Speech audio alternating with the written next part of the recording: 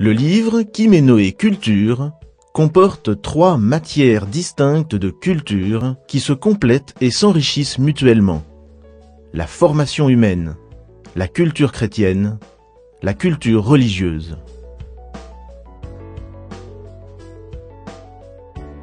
La formation humaine apporte des connaissances sur les phénomènes humains et sur les relations interpersonnelles.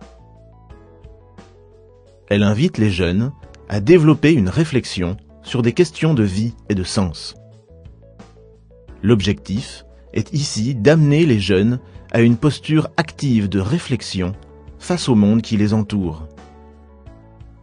Pour cela, la formation humaine propose aux jeunes des outils pour mieux comprendre les phénomènes humains et élaborer un point de vue personnel. L'acquisition d'outils est proposée ici notamment pour apprendre à échanger avec les autres sous forme de débats contradictoires et construits. La formation humaine contribue aussi à la formation de la conscience morale.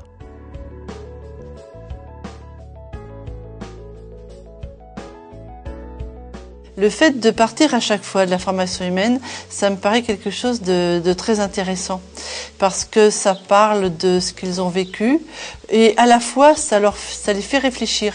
Ils n'ont pas l'habitude de s'introspecter, c'est normal, ils ont 11-12 ans, ils n'ont pas l'habitude de réfléchir à des thèmes qui mettent en valeur leur personnalité ou qui les aident à se connaître eux-mêmes.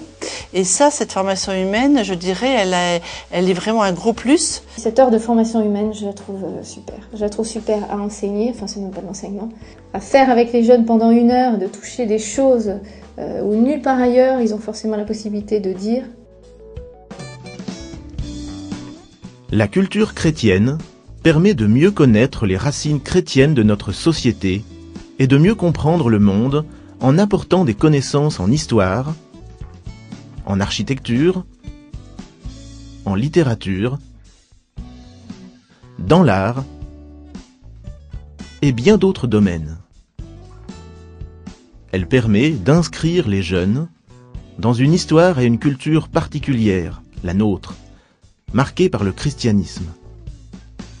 Cette proposition ne sollicite pas une adhésion de foi, ni une conviction religieuse personnelle des jeunes, mais leur donne des repères culturels sur le christianisme et sur la vie des chrétiens.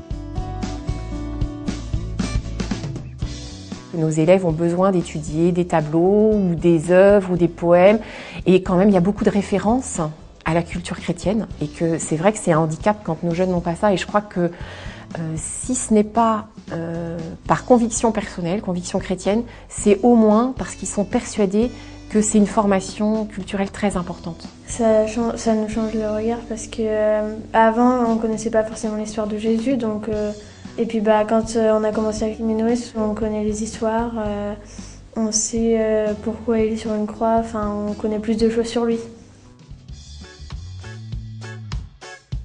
La culture religieuse permet de décrire les religions dans l'histoire des hommes. Elle permet d'aborder les fêtes, les rites, les lieux de culte des principales religions. Juifs, chrétiens, musulmans, hindous et bouddhistes. La culture religieuse vise ainsi une meilleure connaissance réciproque entre les jeunes des différentes religions. Le fait que ça soit relativement ouvert à la fois à toutes les religions, avec des éléments historiques qui sont intégrés dans la démarche, ça nous a intéressés. Je trouve ça que c'est bien de faire de la culture religieuse parce que ça nous apprend comment c'est dans les autres religions, dans les autres cultures. Donc du coup, ça nous apprend de nouvelles choses et on sait qu'on est différents sans être vraiment différents.